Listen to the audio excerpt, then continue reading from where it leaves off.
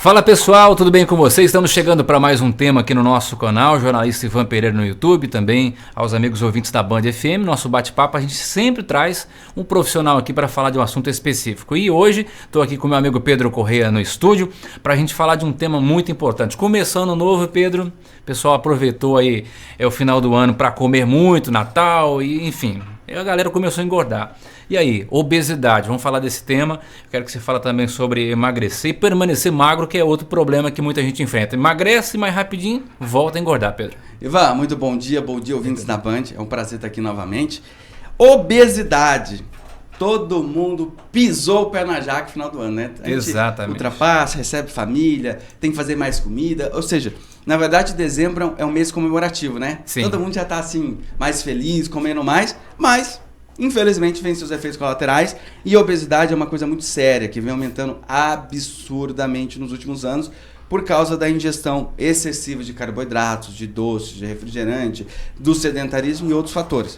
Mas como fazer para emagrecer? Como entender os fatores? Existe casos, um exemplo, tem pessoas, você que está me ouvindo, você tem um amigo, um parente, um conhecido que come tanto quanto você, só que não engorda. Mas por que um engorda, outro não? Se nós comemos a mesma quantidade de alimentos, a mesma quantidade calórica, a mesma quantidade de carboidrato e açúcar. Porque alguns indivíduos não têm predisposições. Existem 4 fatores que fazem a resistência ao emagrecimento. E quando o indivíduo tem uma alteração em um desses, ou em variados, ele tem uma dificuldade muito grande para manter o peso, ou para perder peso. Quais são os fatores principais? Principalmente no sexo feminino, vou começar por lá. Um hipotiroidismo. Aí tem gente que está me ouvindo e vai dizer assim, não, mas eu já fiz exame de tireoide e estava normal. Não necessariamente. Existem testes clínicos, o exame de laboratório é bioquímico, laboratorial, sanguíneo, plasmático. Mas os testes clínicos é aquilo que você faz na consulta. Uma coisa muito importante que a tireoide faz no organismo é manter o calor, a temperatura corporal. Se você medir a sua temperatura corporal com um termômetro, o ideal do indivíduo é 36,6. Ou pelo menos 36,5, pelo menos. Se o indivíduo que tem uma temperatura corporal abaixo disso, até que se prova o contrário, ele está com hipotiroidismo ou com alguma infecção. Também pode ocorrer queda da temperatura corporal. Então o que acontece? Se você não está com uma infecção, seu hemograma está normal, você mede a sua temperatura corporal durante 5 dias consecutivos, assim que você levanta da cama, que você acorda, e ela dá 36 abaixo, 36,6 abaixo, isso é um sinal que a sua tireoide, mesmo dentro dos valores normais, não funciona bem. Por isso que o seu metabolismo é relativamente mais lento que do colega, ou até da irmã. Bioquimicamente pode ser 2 irmãs, uma obesa, outra não. Porque uma tem uma tireoide muito funcional, porque, mesmo, um exemplo, o exame da tireoide é TSH, T4, T3. O hormônio biologicamente ativo da tireoide é o T3. Ele vai de 2 a 4,5, via laboratorial. Eu sou normal em 2, eu sou normal em 4,5. Mas se você passar numa prova que vale 10, o mínimo é 6, você tirou 6, o seu irmão tirou 10, os dois passou na prova. Mas quem passou melhor? O de 10. Sim. É assim o hormônio, você tem que avaliar dessa forma. Às vezes você tem que ter 3, mas muito baixo, dentro do normal. Então o seu metabolismo é mais lento, o seu resultado é menor. Então você tem dificuldade de perder peso. Tá, isso é o hipotiroidismo que causa o metabolismo lento. Segunda causa, resistência insulínica. É muito, muito comum. Gente, isso é muito complicado. Por quê? Resistência insulina. O que é insulina? Insulina é um hormônio que controla o açúcar. Só que você faz o exame de teste de glicose, a glicose está 88. De 70 a 99 normal, 88 é um valor excelente. Você olha para o exame e fala assim, não, estou excelente. Mas, além de medir a glicose, tem que se medir a insulina. A insulina, quanto? Ela é via laboratorial, ela é medida assim, ó, de 5,5, não, perdão. De 2,9 a 24,9. Tá. 2,9, 24,9. Se você tiver uma insulina com a glicose em 88, uma insulina em 20, você tem resistência insulínica. Basta fazer um exame que chama índice OMA-IR. Esse exame vem do laboratório pronto, ele mede a glicose, mede a insulina e dá o valor da resistência insulínica. O indivíduo que tem resistência insulínica, mesmo comendo pouco, mesmo com a glicose baixa, ele produz muita insulina. Vou te dar um exemplo. Você comeu 2 colheres de arroz branco. Esse arroz vai ser absorvido, a glicose sobe. Quando a glicose sobe, a insulina sobe junto. Só que se ela sobe muito, a glicose baixa, insulina é um hormônio anabolizante, engorda. Vai ficar mais simples agora para você entender.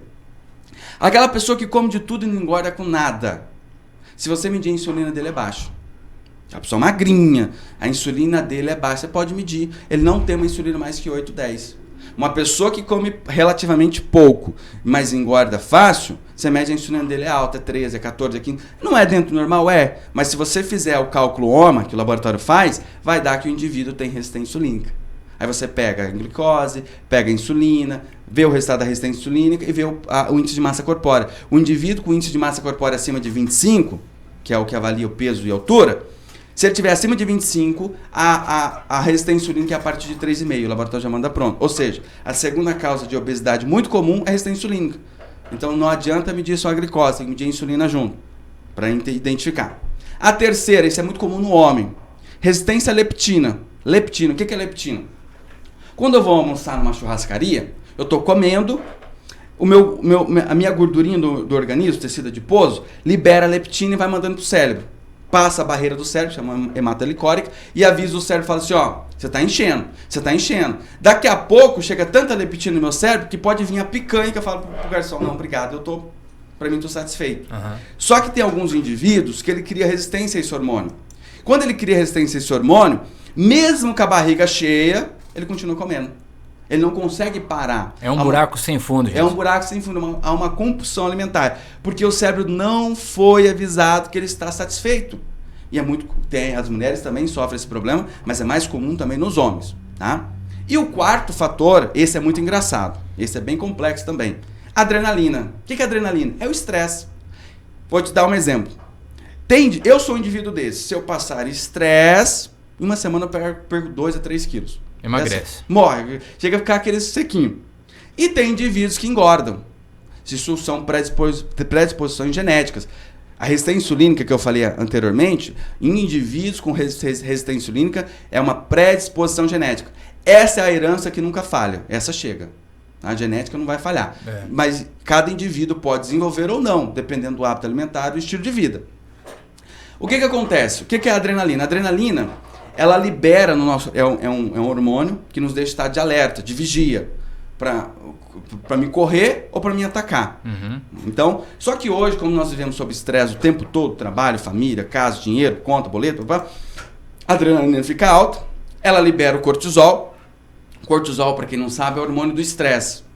Mas não precisa gritar, xingar, não. Estresse é esse problema diário que a gente temos. Então, quem mantém o cortisol alto, esse cortisol se liga a receptores do tecido adiposo, da gordurinha, que esse receptor recebe o cortisol, então o tecido adiposo começa a aumentar.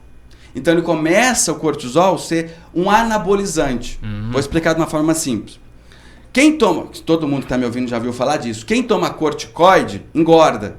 Tem muita gente que não toma corticoide porque tem medo de engordar. Sim. O nosso cortisol é o nosso corticoide.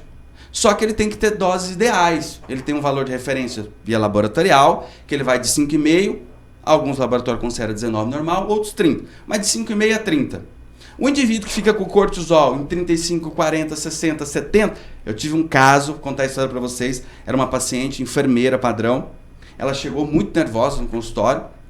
A gente começou a conversar e tal. Eu perguntei, você já mediu o seu cortisol? E ela foi tratar de emagrecimento. Falou, já. 70.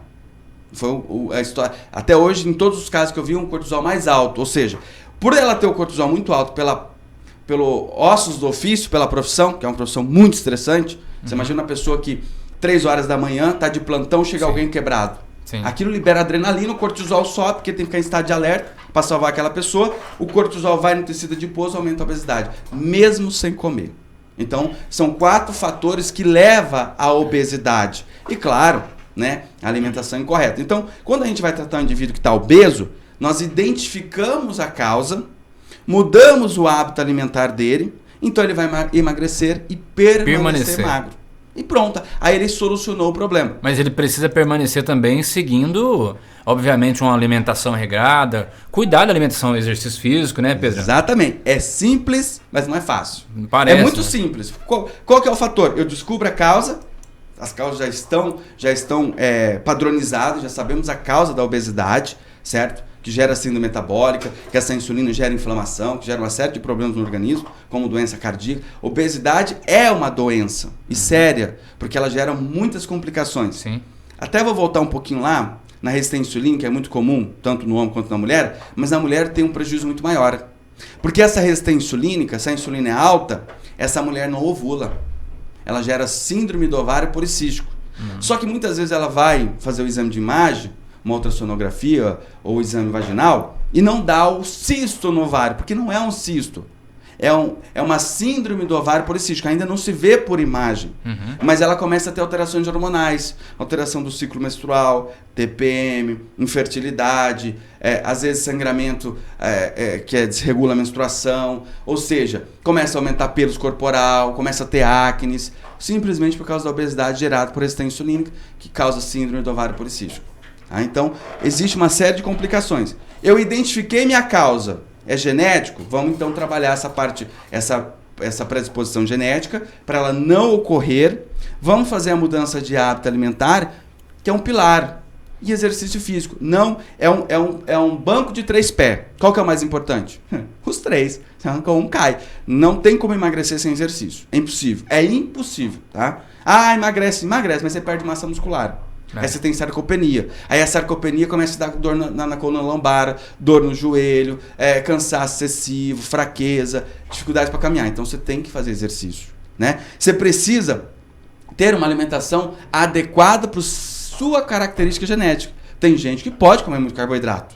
Tem gente que não pode, por causa da predisposição genética. Então cada indivíduo você tem que identificar qual é a causa da obesidade dele, consertar e ele fazer a mudança de hábito que ele vai melhorar. Olha, gente, nós já falamos aqui no canal sobre a tireoide. Tem um programa especial com o Pedro falando sobre isso. É muito interessante você assistir. E também já falamos sobre a questão aí de outros problemas ligados à questão de alimentação. Então, fica ligado aí no canal que tem outras informações para você. Ô Pedro, para quem quer ter mais dicas, quem quer fazer uma avaliação lá na clínica, é só procurar a clínica. O Pedro está sempre atendendo lá com carinho, né, Pedro? Exatamente, Ivan. Nós trabalhamos aqui em Juína. Também atendemos em Brasnorte na Clínica Vitalize e também atendemos na Clínica Médica Dr. Zé Carlos em Juara. Para agendar atendimento é no 66, né? 99909-5693. Esse é o WhatsApp. 99909-5693. Ou, se quer ligar, telefone fixo 3566-3679. Até o nosso próximo programa, Pedro. Obrigado, grande abraço a todos. Fique com Deus. Valeu, até mais.